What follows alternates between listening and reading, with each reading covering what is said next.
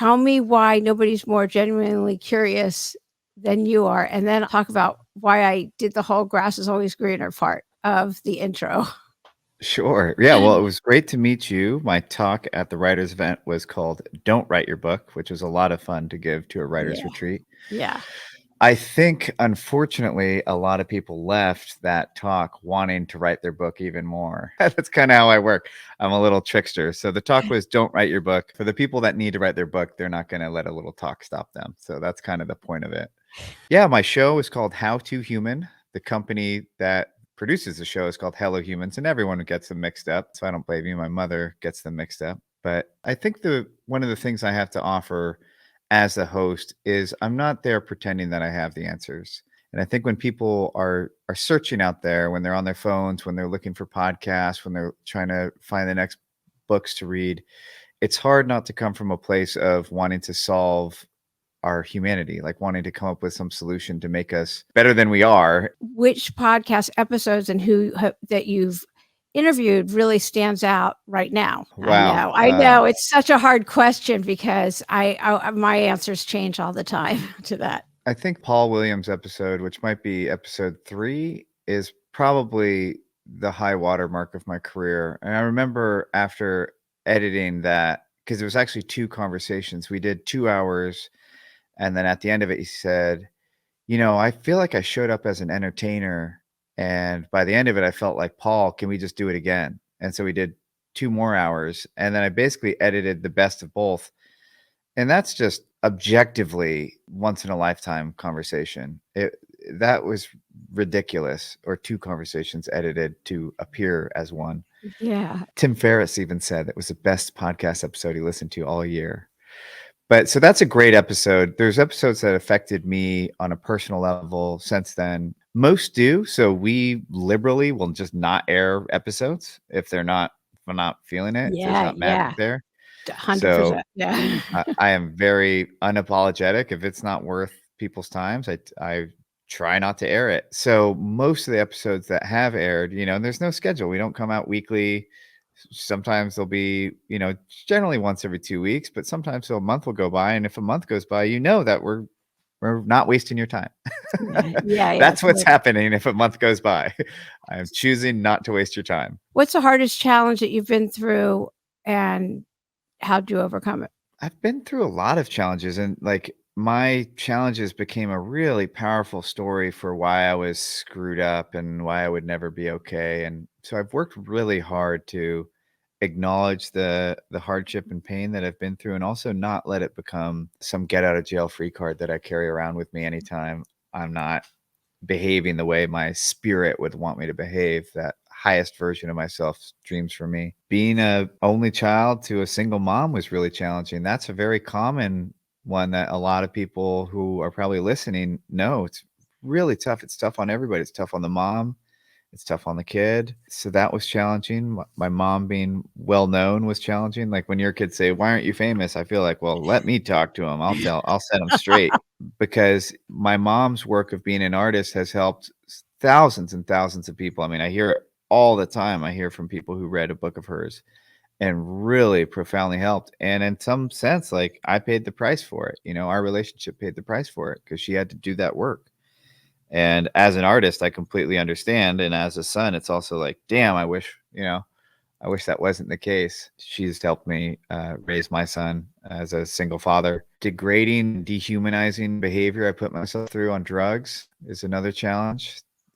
Some of the behaviors I did while I was high on drugs is, things that feel unforgivable. Robbing, cheating, stealing, hurting people. And even in sobriety as an adult, there's been challenges. There's been great heartbreaks. There's been losses I never thought I could recover from. And the more I get to know people, the more I interview people, the more I realize that my great tragedies aren't that unique, and that life is really tragic, I think, for everyone. Maybe not for everyone, but there's a beauty to it, and a richness to it, and also a very tragic element to it, that everyone you know and everyone you love is going to die, and not everyone's going to die well. And yeah, I think life is incredibly challenging. What do you do about negative self-talk and the chatter? Negative self-talk has been an ongoing thing. It's much less than it was. So it does appear to be something that gets better and better over time as I go on. But there was a lot of conscious choices that went into that. Like I try not to tolerate it, you know, when I feel intrusive thoughts or scary thoughts, I try not to ignore it. I treat it like a clue. I think our feelings are clues, and your job is to be a detective. I really what your job is to figure out how to be the most you can be. So my job every day is to be the most Sam I can be and to really try and capture and honor my Samness and express that in the world. And e when I have a big scary thought, rather than avoiding it, which is something that I have loved to do in life. I think that's a big reason why I love drugs so much. I try to figure out why it's there and taking that kind of approach of going, why is that? Not going, my brain is so messed up for having this thought, but to go, why is that the case? And to honor it. This really, in some sense, it's treated my depression. It's treated my anxiety. It's like holistically healed me in ways I could have never dreamed of.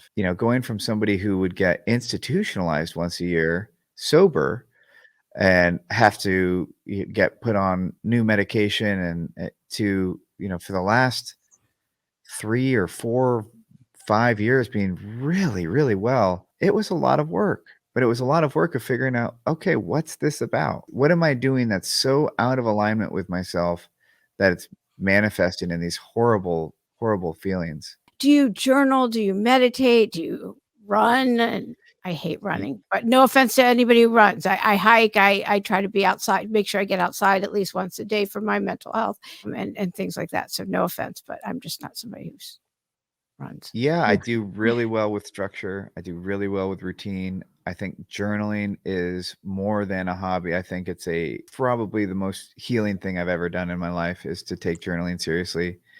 And at the end of each day to reflect upon that day and to figure out like what made today special and what do I want to bring forward into the next day and where could I have done better.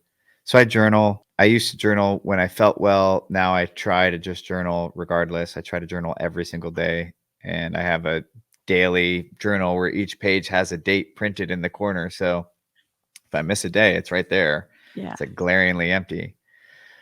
I exercise and I try to meditate. I try to do a lot of group activities. So I try to, yeah, I think we're social animals. I think we're herd animals. And so I don't do the podcast alone. I don't write alone. I don't do recovery alone.